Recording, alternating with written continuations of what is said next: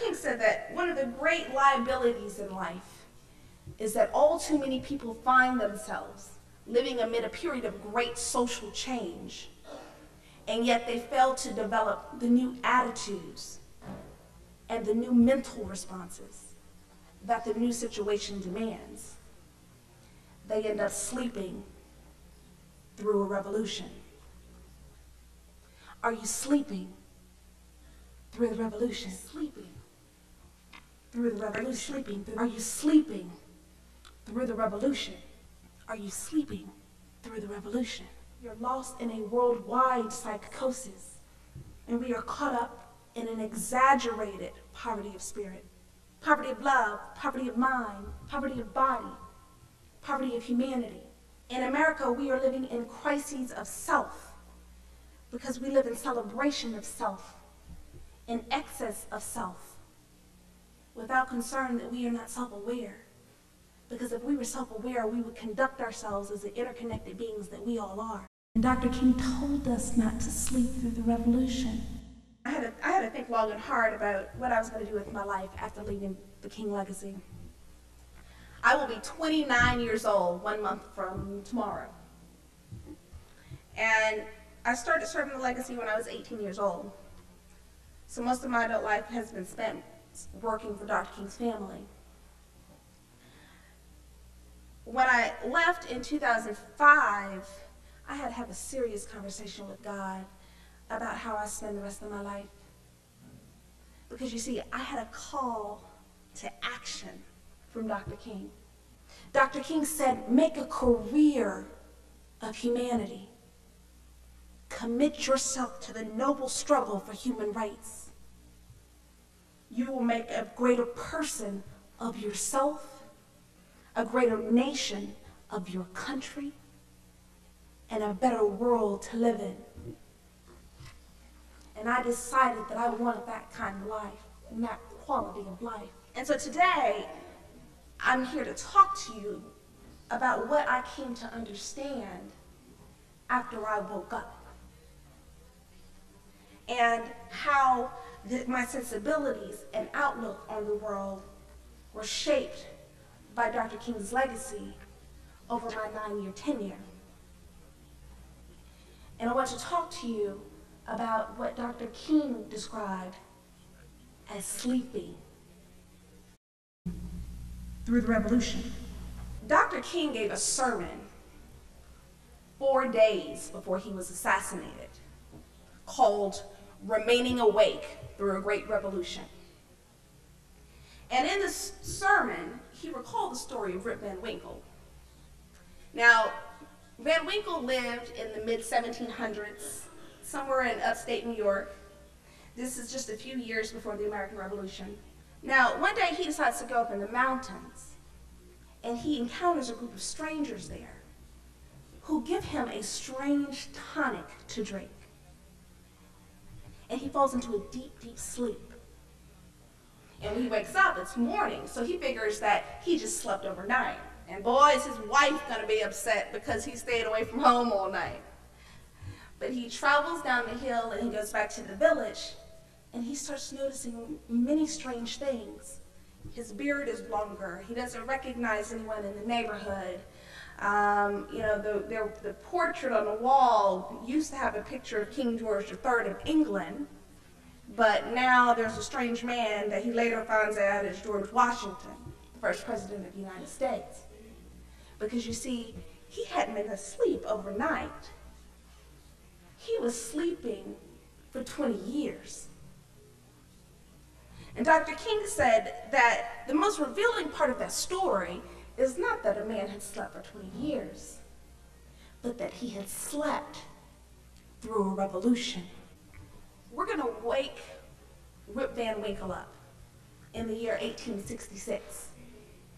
We're going to give him some of that strange tonic that makes him fall into a deep, deep sleep, and have him sleep for 100 years and wake up in the year 1966, Dr. King's time.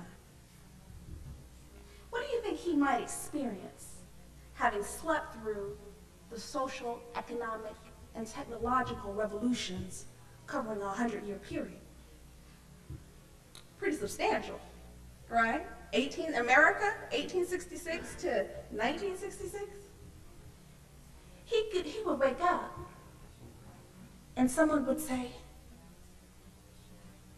"Excuse me, Mr. Van Winkle, while you were sleeping, we had a technological revolution. We invented cars and electricity and telephones and radios. And we built great machines, and they've gone into outer space. And we're gonna go to the moon soon." Can you imagine man on the moon? Are you kidding? And we have invented nuclear weapons.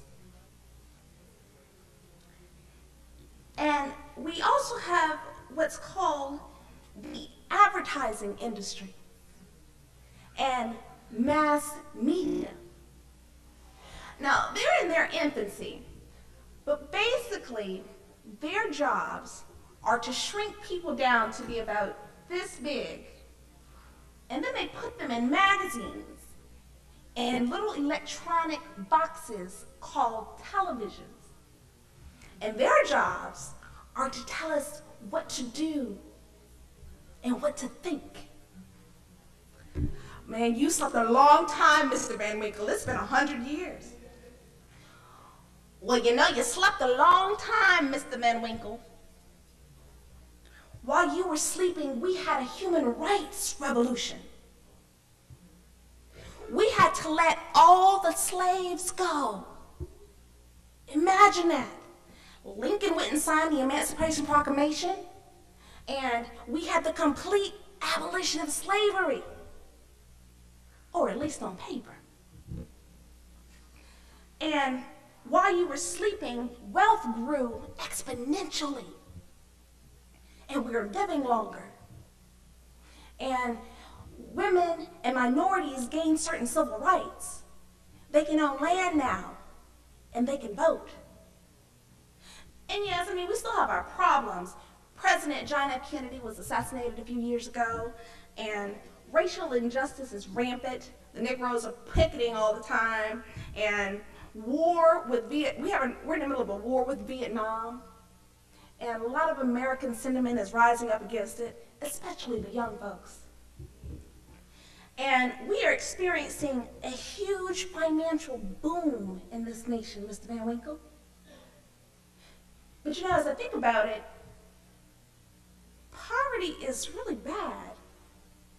In fact, poor people are everywhere. But still in all, we are now experiencing the largest financial boom in capitalistic history.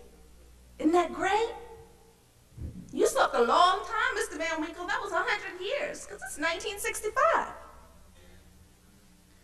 Now at this point, Mr. Van Winkle is confused. So he asked, well, if you've made all of this material and technological progress, why are you still having so many social problems? Oh, that's easy to explain, Mr. Van Winkle, because there were a lot of people just like you who slept through the revolution. If we give Rip Van Winkle some of that strange time, and let's let him sleep, let's say for another 40 years. So he sleeps from 1966 to 2006. And he wakes up. What do you think that he would find? Someone would say, "Hey, Mr. Van Winkle, while you were sleeping, we had another technological revolution. We invented personal computers and cell phones and fax machines. And the most amazing thing, remember when Dr. King said that we had the technological advancements to make of this world a neighborhood? Well, it's really true now, because we invented the internet. The world is at our fingertips now. And that advertising industry in the mass media that we talked about before, now their influence is everywhere. They tell us what to do. They tell us what's important. They tell us what to think. And they tell us to think of ourselves and only ourselves all the time. And we don't even have to feel anymore, Mr. Van Winkle, because there's a pill for that. Or a good show on TV to drown out our humanity. But you know, Mr. Van Winkle, you can relate to that more than you know. Because mass media and popular culture today are kind of like that strange tonic you drink. They make you sleep through the revolution. Are you sleeping through the revolution? Sleeping through the revolution. Are you sleeping? Are you sleeping through the revolution? Are you sleeping through the revolution? You're lost in a worldwide psychosis. Are you sleeping through the revolution? As I think about one of the triple evils that Dr. King described, war and our war on terror, the concept of selective amnesia comes to mind. It appears that we have selective amnesia about the extent of America's involvement in terrorism over the last several decades. Are you sleeping through the revolution? And our responsibility in creating the conditions that encouraged terrorism to flourish to begin with. We have to face the fact that America's human rights policies are atrocious, have been atrocious. And through our oppressive foreign and human rights policies, we have inspired terrorism. When we seem to have selective amnesia about how extensively our own terrorist activities have been, or how we have a long history of sponsoring terrorists when it was in our financial and political best interest. So when we say war on terror, what we really mean is that it's only terrorism when it happens to us, not when we do it to other people. And that's the very definition of hypocrisy, isn't it? If we are going to eliminate the state of terrorism around the world, the best place to start is at home with our political double standards.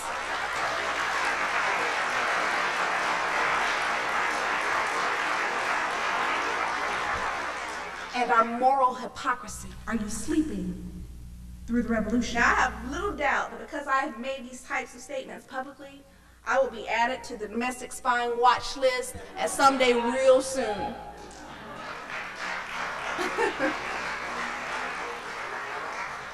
21st century American democracy is being redefined before our very eyes. Are you sleeping through the revolution? We are now in the business of wholesaling and exporting American democracy. We have made American democracy into a brand, a franchise. Now, any franchiser will tell you that before you go and roll out a franchise, you make sure that you've got the bugs worked out at home first.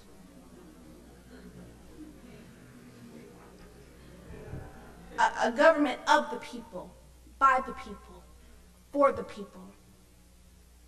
What people? Not the majority, because the majority are the working poor.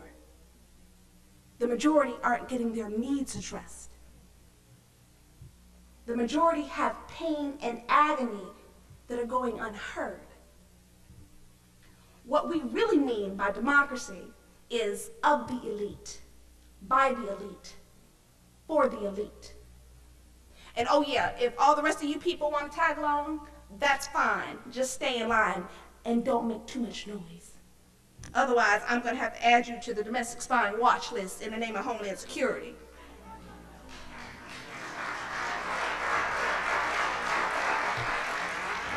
Now, I know that there are people that feel like I shouldn't say these things this evening, but today I am emboldened by Dr. King, who reminds me that my life will begin to end the day that I fall silent about things that matter. And if we give a frank assessment of social progress, we'll have to admit that we've been a little distracted. I guess some people say that from a social progress standpoint, we've been sleeping. Are you sleeping? As we entered the 21st century, nearly 1 billion people were illiterate. Is that shocking to you? That shocks me. 1 billion people. That's 15% of the world's population. Illiterate, 15% of the world's population. And although most illiterate people live in developing countries, we shouldn't get too smug here in America, because we are graduating functionally illiterate people every year. There are some statistics that say that there over 20% of Americans are functionally illiterate. Are you sleeping? 20% of us. Revolution. That's 60 million people functionally illiterate, meaning they have a difficult time reading the front page of a newspaper. Our children should be able to graduate from high school and proudly say, I am not illiterate. No, not even a little bit. But instead, we are breeding the working poor in our country. We are breeding poverty in our country. Institutionalized oppression. We really need to talk about the issue of poverty. Almost half of the world's population live on less than $2 a day. More than 1 billion children live in poverty. And every day, nearly 29,000 children under the age of 5 die from extreme poverty. Now that really hits home for me because I have a 4-year-old niece. And I'm trying to imagine 29,000 children just like her dying every day from something that's entirely preventable. Lack of food, lack of shelter, lack of health care, lack of people care. Are you sleeping through the revolution? And you know how all of this poverty is possible? Dr. King called it the poverty of spirit. Like a deadly virus, the poverty of spirit has taken up residence in the very constitution of our being. We are witnessing the complete destitution of our humanity within our own bodies. Are you sleeping through the revolution? The Bible says that he who is greatest among you shall be your servant. And if we use that definition of greatness, how many people do you know that are really great? Are you missing out on your opportunity to be great? Are you sleeping through the revolution? Let us stand together in agreement with Dr. King's assertion that someday, somebody, somewhere has got to have some sense. Let us stand together, educated about the ills that we face as a world community, and let us move together through social action to create a sane and humane world.